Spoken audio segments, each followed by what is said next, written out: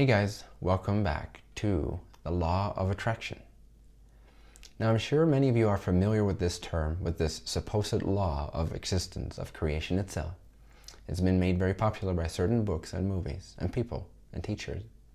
And it's great. It actually is a law of creation. It actually is a fundamental energetic principle of creation. It is like gravity, that certain things attract each other.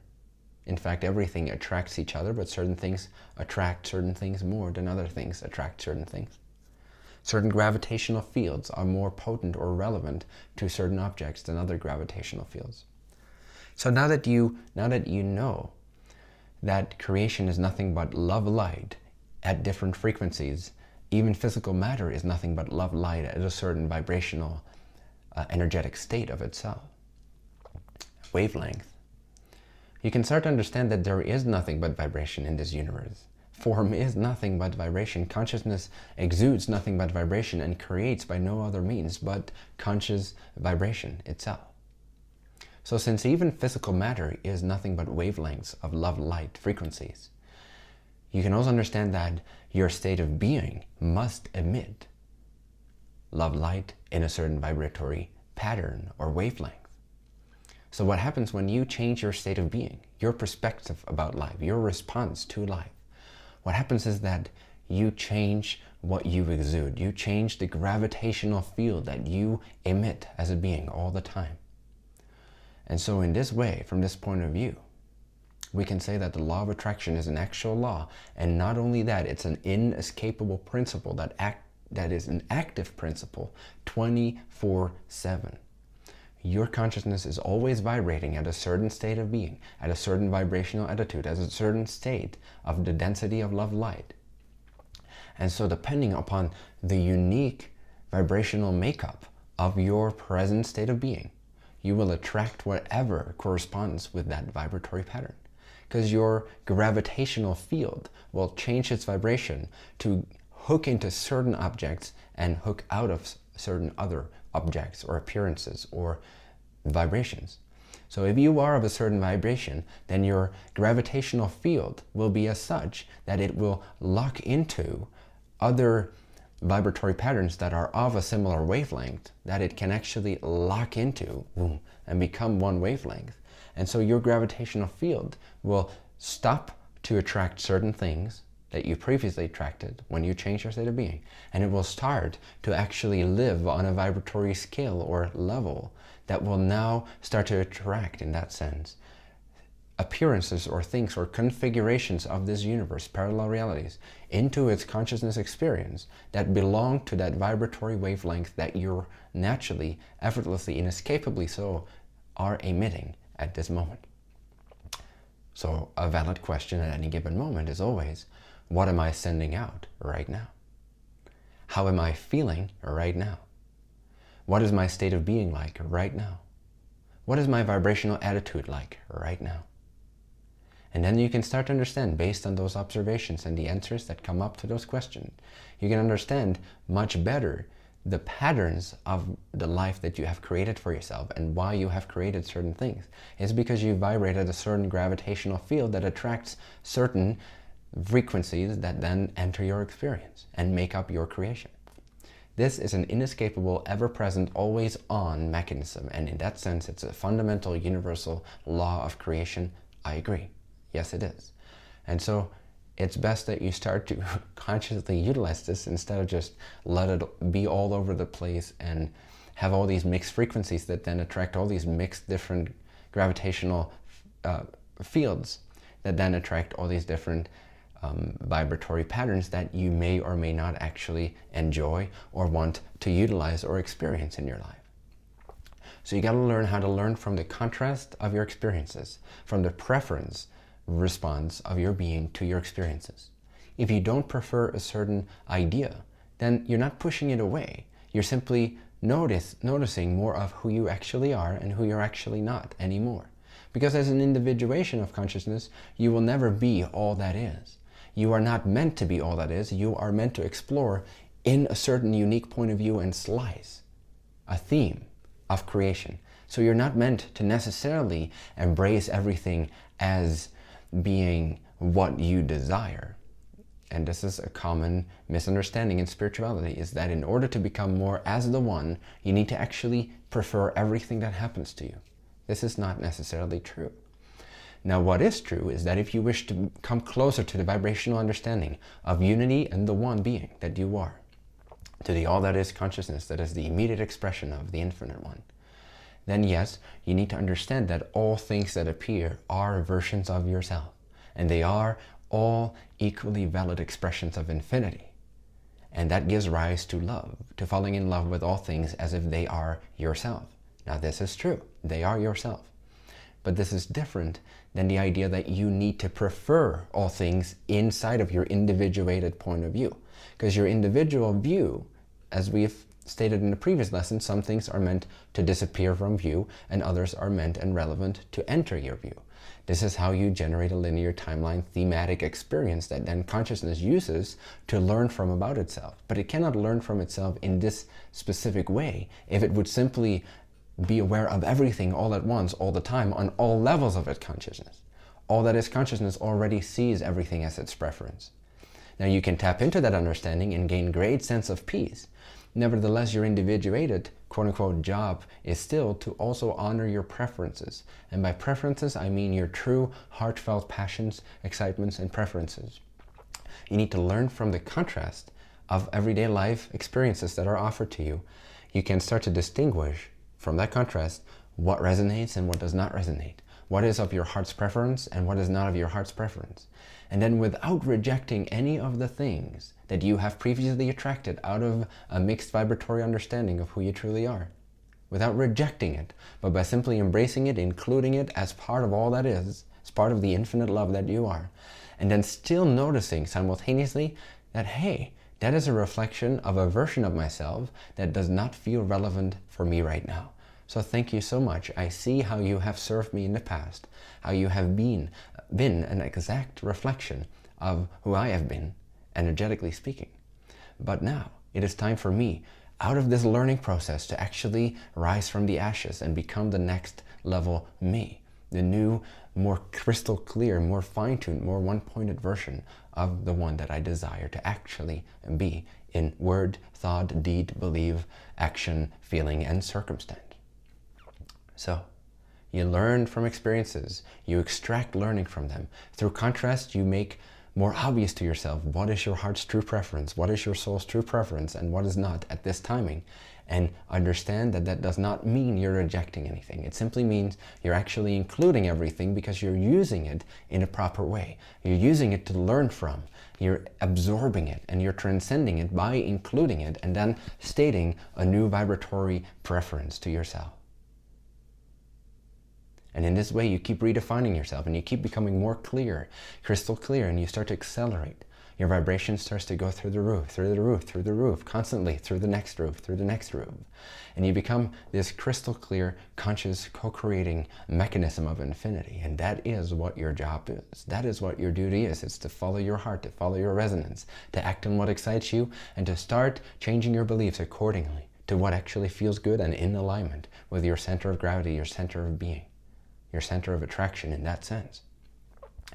Now, if you don't have a very clear understanding as to who you are, then anything can come to you.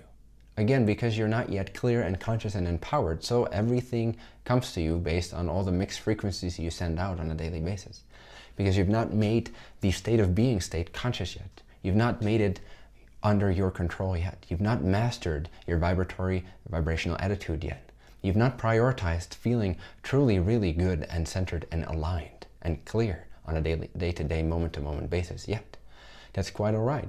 But that is why you see all these mixed reflections in your life on a daily basis. It's because you operate on all these different wavelengths of the gravitational field that is always ever present, that's always ever emanating from your beingness. Now you can fine-tune this, and this is the purpose of empowered consciousness, of this teaching, of this particular course especially, is to learn how to master your state of being so that you can utilize the law of attraction in a way that actually works, that serves you, that serves your overall journey. Not just because you think you want certain things and then you have it and then you are all powerful. Yes, that's a beautiful natural aspect of the law of attraction and starting to utilize it consciously. But it's a holistic picture. The law of attraction works so that you can see reflected in circumstances exactly who you've assumed yourself to be in the past. It's this perfect feedback mechanism that you can learn from, that you can expand from and grow wiser and more loving from, and more abundant in your understanding. So the law of attraction simply means that at all times you are attracting to yourself, to your view, to your consciousness, to the field of your consciousness, a particular set or series of parallel realities that are of a certain vibrational wavelength that match your state of being, that match your vibrational attitude, that match your perspective and understanding and belief system of who you are, and how life works, and what is true and what's not true. Life constantly reflects you, you see. It is a constant mirror, mirroring who you are and who you've assumed yourself to be, who you exude yourself to be. So physical reality is nothing but a mirror. It's either smiling back at you if you smile, or frowning back at you, or crying back at you if you're crying or frowning. So know that change starts within. It always starts with who you assume yourself to be. Become really clear on what is true. Become really clear on the fact that there is only abundance and no lack, and that you are a creature of infinite worth, of infinite existence, and that creation wants you to be you. You have to understand that you are infinitely worthy of existence. Otherwise you would not exist, because overall consciousness does not mess up in that way. It does not accidentally create a soul. It creates a soul and a beingness and even a personal consciousness, because that's exactly what it wants to explore. So you see, you are already permitted to be exactly who you are. So start radiating in that frequency of clarity so that you can start to attract the things that are more and more relevant for you and help you accelerate even further and make the definition of who you truly are, the understanding, the clarity as to who you truly are, even more clear, so that you can start to execute your theme in this life with grace, with confidence, with clarity, one-pointedness, and a sense of empowerment that is unrivaled in any past experiences that you've had so far. So you cannot escape attracting something to yourself right now, because you cannot escape being a consciousness that generates an experience of its state of being in manifest form as a reflection of the state of being.